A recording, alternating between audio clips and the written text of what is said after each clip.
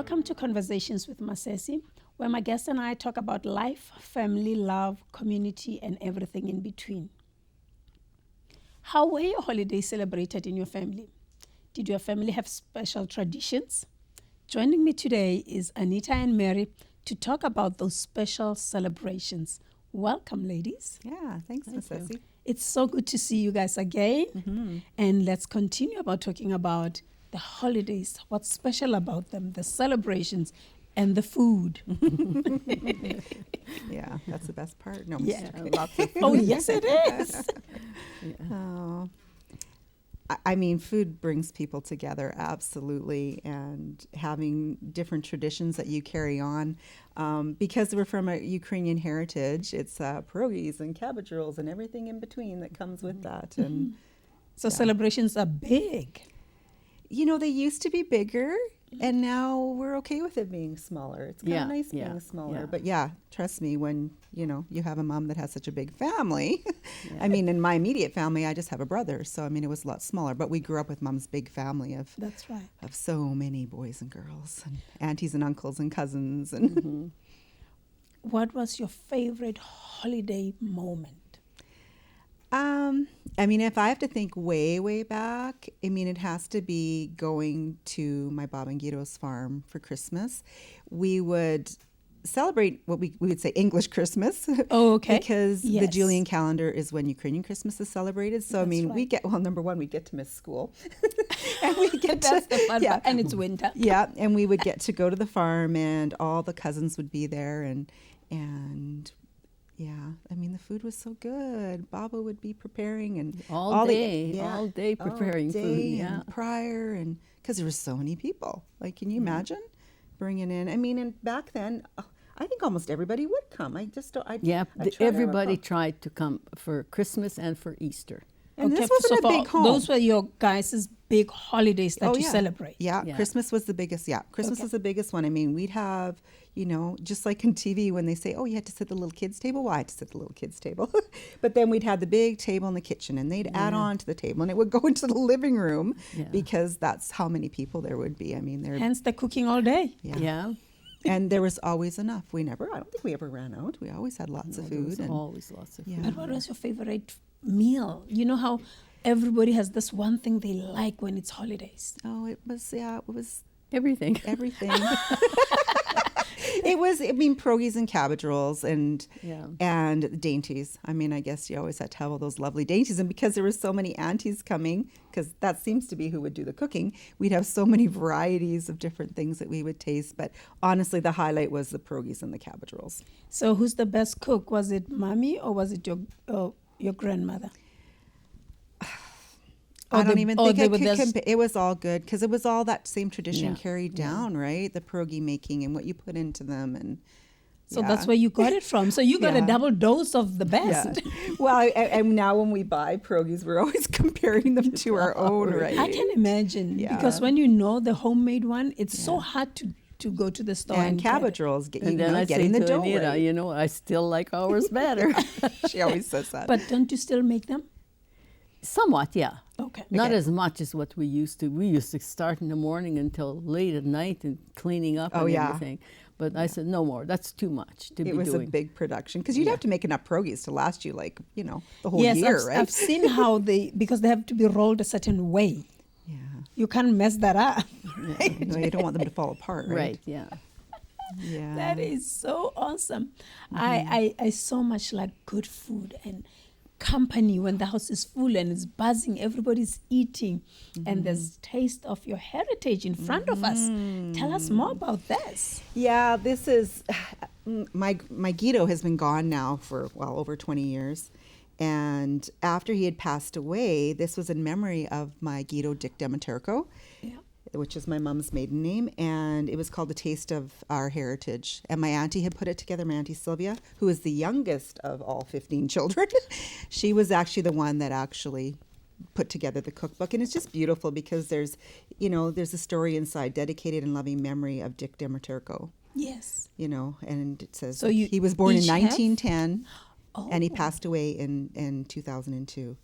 So yeah, we were all able to get these cookbooks, And there's a picture of Baba and Guido in there, and just nice little memories through the whole thing. And then everybody shared in recipes.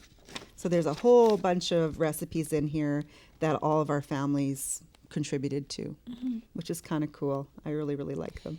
So Yeah. this gives me an idea into your family. So you guys like gathering and having food. Yes. For you to come up with that. Oh, yeah. Trust me, I wished what was it, about 3 years ago? Because so many people were asking for them again. She actually got them remade, but we didn't add to it. I really wish we could have added to it because.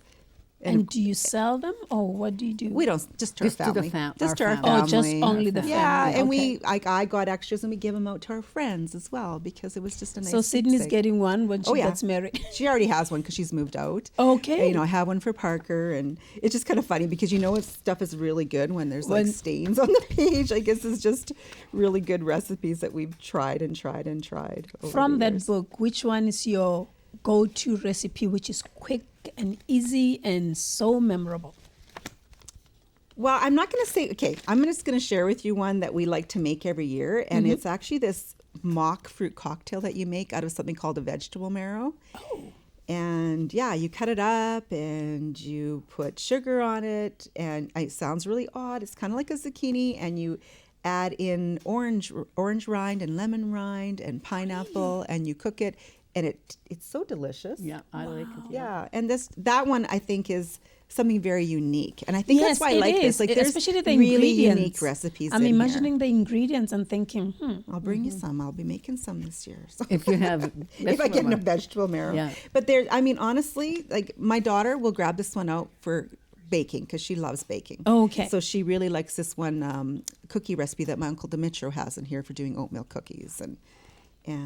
But you also get other ideas when you look at it too. There's even a kids section in here, how to do Play-Doh, and it's just but fun. when you go through it, you know how sometimes you look at something and it reminds you of somebody. Oh yeah. I like Yes. that it's in the memory of your loved one, and Yes. that memory keeps going on and on Yeah. because you keep it at hand and you're Yeah. passing it along, right? Yeah, because I have an auntie that's passed away, but her recipes are still in here, right? Yes. Bob and Guido are both gone now, right? And there's their traditional recipes in here. And it's a go-to. This is a staple in our house. So do you guys plan on adding more recipes on that? I don't know. Somebody would have to take on that. So I don't know. We'll see. Because you'll find somebody will tweak something, and then it starts another generation of we've done things different. Yeah, yeah. And just, Right? I'm sure we have way more recipes to add in there. So, yeah. We'll That see is- one day, maybe. Yes. Will Anita do the undertaking? Maybe when I retire. You never Who know. knows? We look forward to that, Yeah. though. Yeah. Yeah, it even has, this is their house on the front cover. That's where we lived, yeah. That is their old house, the first That- house that Yeah, they had. right, yeah. That is so cool. Yeah, and then on the back, it even has a picture of my Baba's little needlepoint of her angel. They did add little things in there like that too, which I think is so Yeah. cool. Yeah, the memories live on, and you just have to cherish that. And I know Christmas is very big for you, and you love it. So now I understand where you get this from. Yeah, It's been in the family for so long, and you're making us all enjoy it because we look forward to that countdown to Christmas and the outfits that go with it. Yeah. Talking about outfits, Oh, did you guys have matching outfits for Christmas or during celebration, or what did you guys do? We didn't have matching outfits, no. Everybody no, but wa- for family pictures, Oh, family pictures, yeah. I have a really fond memory. When I was younger, I used to think it was really funny, and now it's just a fond memory. Mom made us all purple matching shirts because she sews, and my dad and my mom and my brother and we all had matching purple shirts. So tell me about what we're talking about outfits right now, but there's obviously one thing that you remember that's memorable to you when it comes to outfits. So, yeah, this one is it's sad and it's funny and it just is a great memory. It was when my dad was sick with cancer. Yeah. And it was at Christmas time or before Christmas, and my kids were quite little, and I wanted a Santa suit.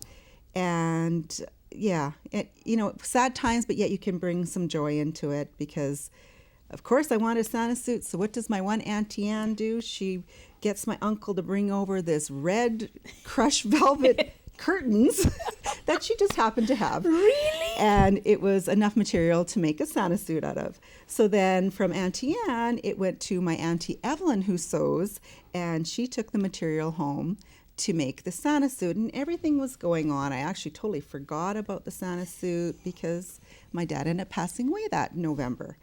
And lo and behold, here comes at Christmas time, we're still going through all this, Christmas is coming and you're kind of worried about how it's going to go. Yes. And my Auntie Evelyn shows up with the Santa suit that she created from these curtains that my Auntie Anne had. And so she brings the Santa suit over, and there was leftover curtain material. So then what does Mom do? She makes a great big Santa bag out of it, so we could actually keep it in there. And then we needed a Santa belt, and Mom happened to have this great big gold thing to make a buckle for the Santa suit. And the really cool part of it is the boots. I hope I don't cry. The boots are my dad's leather boots. Oh. And they're perfect for the Santa suit. Oh, Perfect for the Santa suit. And some glasses that were, I don't know, Mom or Dad had gotten. I can't remember. Where did those glasses come from? I don't know. I really don't know. Glasses. And we've kept this Santa suit all through the years. And a couple years ago, Anita decided to wash it because it really should have been washed long before that. Yeah. And the red went onto the fur, and the fur was pink. So then you know what happens next? Yeah. Grandma can fix it. So Grandma redid all the fur, on, and actually made nicer, fluffier fur. So actually it was the Santa Suit 2.0 that actually is even more gorgeous than it was in the first place. Oh, thank you for sharing that. Yeah. Really appreciate it. Yeah, that's the Santa Suit story. But you know what that does? It's continuity. Everybody knows their identity, where they're coming from, how things started, what's the root, why we do what we do. Because sometimes I think we lose it as people because nobody's prepared to carry on what has been done. It takes somebody being intentional to create those memories, to pass those family stories and keep them alive, and make sure that we have a memory here as like the book that you guys have.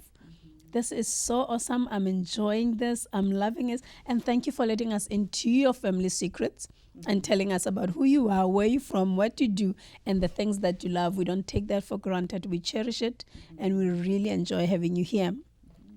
But we all need to keep our family stories alive, because years from now, someone who has yet to even be born will thank you. Remember to like, share, subscribe. Follow us on all our social media platforms to keep the conversation going. Thank you for joining us on Conversations. Grace and peace be multiplied unto you and yours. Shalom.